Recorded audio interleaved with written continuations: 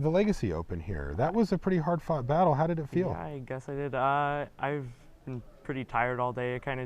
It just happened, really. Yeah. It just happened. It just I mean, you happened. were playing Magic. I was watching. I was playing Merfolk. There I was lands playing tapped, guys, things were swinging. attacking. So how long have you been playing this deck? Is this a deck you're intimately familiar with, or is this like somebody handed it to you? I Facebook messaged Caleb Durward. Okay. I said, Legacy Open, what do I play? And he said, play this? He says, Cyto Merfolk, here's the list. This is from like 2008 or something. I think he just didn't want to, he's just like, yeah, this guy wants a list, here's the list. And you're just like, sure, I guess I'll just win with it. Yeah, it stomped pretty much everything. It was really good against Rug Delver. I was happy with that.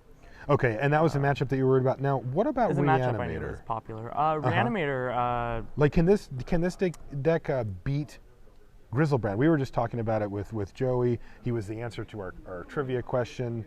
Can this deck handle a Grizzlebrand? Yes, and it's more they just can't handle Grafdigger's Cage at all. So in my match against Reanimator, I just played Grafdigger's Cage both games 2 and 3, and just turn 1 Grafdigger's Cage, extend the hand. Game 2, I just played it, and he had no outs. Game 3, he was ready for it, and he had like a duress and stuff. But I played turn 1 like Curse Catcher, and I was protecting it because I knew that was my plan. Mm-hmm. But yeah. Okay, Standstill. I haven't seen this card in a while. You know, I follow Legacy by watching this. I'll watch the Legacy Opens. I'm not like a big Legacy player, though. I don't know the format that well. How was Standstill for you all day? It was really good. Like, did you pitch it to Force of Will mainly, or did you resolve it mainly? I mean, it was really good force fodder when you're not when you're clearly ahead. Sometimes I would just be like, Curse Catcher, 2-drop, and if they have nothing and I can like daze back it up, I'll stand still and it's just draw 3 every time. Everybody just cracks it. And then your Mutavault ends up being a key card in that situation as well. Did you ever get to live the dream of being like turn 1 Aether Vial, turn 2 Standstill? I don't think like I off ever. Of a Mutavault? No, I don't think I ever really played That has Aether to be Vial one and of Standstill. No. Okay, because that has to be one of the ideal draws, right? Yeah. Aether Vial into Mutavault Standstill. Yeah, start swinging with Mutavault. And then start hitting with Mutavault and stuff like that. Yeah. Now, one of the cards that I saw. Okay, so I don't know if you've checked out any of the new cards from M13 yet, but the entire list is now up. I have not. Actually. Okay, so one of the cards is the remake of Lord of Atlantis. Lord of Atlantis, yes. Merfolk of the Pearl Trident. No, that's the old one. Master of the Pearl Trident. And yeah, we can get a good look at him on Joey's iPad. I'm familiar with that card. Okay, so does that have a spot in here? I mean, it makes sense to me. That looks good. Thank you, Joe. So, is that, in your opinion, would that go right into this deck? Like, is Marrow Reegery, would you rather have Master of the Pearl Trident over Reegeries, or how does it fit? It clearly, it clearly wants to fit in, but the deck list is really tight as is. I honestly am not a master of Merfolk, but just from playing it all day. That might change now, buddy. Today you were, at least.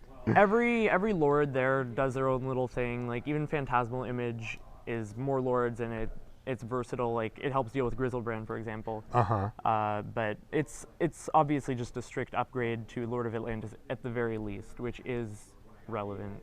Yeah. So the prediction then is that it replaces Lord of Atlantis, and the question becomes, at the very worst, how many Lord of Atlantises might you run? Right. Yeah. Like that's actually where the thing goes. Now, how many losses did you have on the tournament?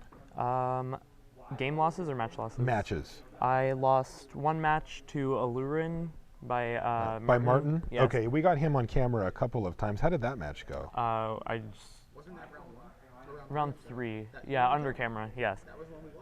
That was you. I remember now. Yeah. Okay, so that was the only one. I played really poorly game 1. You didn't like the way you played that? I had no idea what I was doing against him. And then game 2, he just rolled me because I feel like the control elements of his deck and the creatures being able to stall are just just what he needs and stuff. Yeah, when he's got the Coiling Oracles Yeah. blocking and getting value and kind of grinding you Yeah. out. Now, did you know what that deck did when you sat down? Yeah, I was familiar with the combo. Okay. Because I was figuring it out as we went. Yeah, like it was really popular in a Magic Online Championship, one of the Legacy Mocks events, and I remember playing in that one. So I had played against the deck before a bunch, but Do you play on Magic Online a lot? not really. Okay. I mean, don't own you're in a cards Mox online. event? So Okay. Oh, okay. yeah, well, I used to. Okay, it used to be a thing for you. All right. Now, would you play this deck again? I'm just curious. Like, Oh, yeah. Obviously, It you're was- happy with the way it went today, but do you feel like you just ran good all day, or do you feel like this is a legitimate deck that is now back? I mean, remember, Merfolk has kind of faded for a while.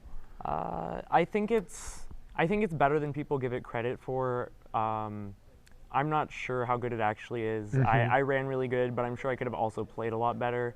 The nut draws are really strong though, so I think it's a force to be reckoned with. So, like, where you can apply pressure and back Yeah. it up with disruption Yep.